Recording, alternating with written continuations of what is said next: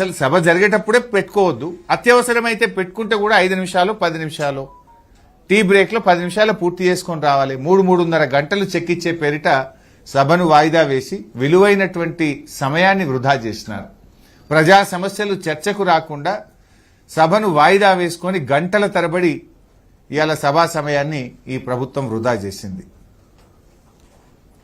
బిల్లులు గందరగోళం మధ్యనే బిల్లులు పాస్ చేసుకోవడం, ప్రధానమైన ప్రతిపక్షం బీఆర్ఎస్ పార్టీని 2 రోజులు సస్పెండ్ చేసి అనేక బిల్లులు అనేక పద్దులను కూడా గెలటిన్ చేసి చర్చ లేకుండా పాస్ చేసుకున్నారు. కావాలనే ప్రధానమైనటువంటి ఇరిగేషన్ 2వ రోజు ఉంటే దాన్ని చివరి రోజు పెట్టి మమ్మల్ని సస్పెండ్ చేసి చర్చకు రాకుండా బిల్లు పాస్ చేసుకునే ప్రయత్నం చేసినారు. బిల్లులు కూడా మొదటి వారం రోజులు ఎక్కడ బిల్లులు తేలేదు, అన్ని బిల్లులు చివరి రోజు పెట్టి లాస్ట్ రోజే అప్రాప్రియేషన్, లాస్ట్ రోజే 10 బిల్లులు, లాస్ట్ రోజే అన్ని పద్దులు. అంటే మీ ఉద్దేశం ఏంది? చర్చ జరగద్దు. అసెంబ్లీ వారం రోజులు ఎక్స్టెండ్ చేయండి అని అడిగాం, దానికి ప్రభుత్వం ముందుకు రాలేదు. అంటే అసెంబ్లీ పని దినాలు రోజు రోజుకు తగ్గిపోతా ఉన్నాయి.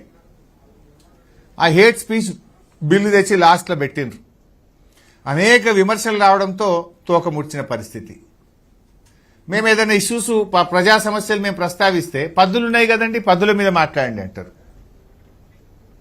పద్దులుంటే మరి చర్చ జరిగిందా? పద్దులన్నీ లాస్ట్ రోజు పెట్టి గెలిటిన్ చేసుకొని పోతుంది. ఏదైనా పబ్లిక్ ఇష్యూ మూసీ మీద మాట్లాడినాము, ఉద్యోగస్తుల డిఏల గురించి పీఆర్సీ గురించి మాట్లాడినాము, ఆర్టీసీని ప్రభుత్వ ఉద్యోగులుగా విలీనం చేసేటువంటి విషయం తెచ్చాము, ఆసరా పెన్షన్ 4,000కి ఎప్పుడు వేస్తారని అడిగాము, మహాలక్ష్మి 4,000 గురించి అడిగాము, 2,500 మహాలక్ష్మి కింద ఇస్తాం ఎప్పుడు ఇస్తారు అని అడిగాం. ఏది అడిగినా పద్దుల మీద మాట్లాడమంటారు. పద్దులేమో చర్చ జరగకుండా గెలిటిన్ చేసుకొని పారిపోతారు. ఇప్పుడు కేరళ ఎలక్షన్స్ ఉన్నాయి, మేము ఆడికి పోవాలి, 30 తారీఖు అసెంబ్లీ ఖతం.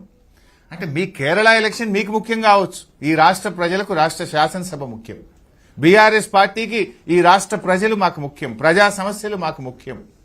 మీరు కేరళ ఎలక్షన్స్ ఉన్నాయని 30 తారీఖు అసెంబ్లీ బంద్ చేసి మొత్తం కేబినెట్ ఇవాళ కేరళకు తమిళనాడుకు పోయింది. Is it the way? మీకు రాష్ట్రం ముఖ్యమా, రాష్ట్ర ప్రజలు ముఖ్యమా, ఈ శాసనసభ ప్రతిష్ట ముఖ్యమా, మీ కేరళ ఎలక్షన్స్ ముఖ్యమా? ఇవాళ సభలో అన్ని నాటకాలే.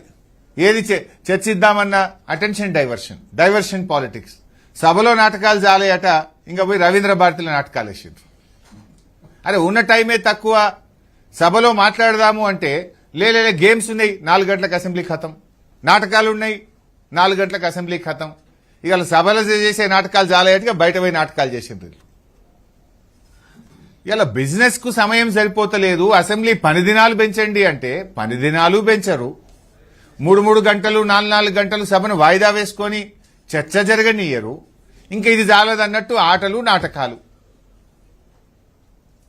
అంటే మీ సభా సమావేశాలు జరగకుండా మీ సరదాలు తీర్చుకోవడానికి సభను గాలికి వదిలేసిండ్రు. సభా సమయాన్ని వృధా చేసినటువంటి ప్రయత్నం చేస్తున్నారు.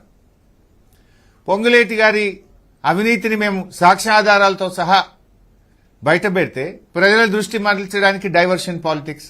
సభా సంఘం అడిగితే దానికి విలువే లేదు, ఏ సభా సంఘం పనికిరాదు. అంటే మీరు సభా సంఘంని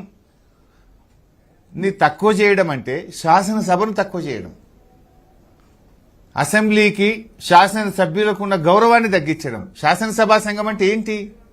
అన్ని పక్షాలతో అన్ని రాజకీయ పార్టీల శాసనసభ్యులతో ఏర్పడేదే శాసనసభా సంఘం. అంటే మీరు శాసనసభ గౌరవాన్ని, సభ్యుల గౌరవాన్ని, ప్రతిష్టను తగ్గించే విధంగా సభా సంఘం వెయ్యము, సభా సంఘం దండగానే రీతిలో ప్రభుత్వం సమాధానం ఇస్తా ఉంది. అంటే రెడ్ హ్యాండెడ్ గా ప్రభుత్వ అక్రమాలను మేము బయటపెట్టే ప్రయత్నం చేస్తే ముఖ్యమంత్రి గారు ఏ సాక్ష్యాధారాలు లేకుండా మా మీద ఆరోపణలు చేసి డైవర్షన్ పాలిటిక్స్ పాల్పడే ప్రయత్నం చేస్తా ఉన్నారు.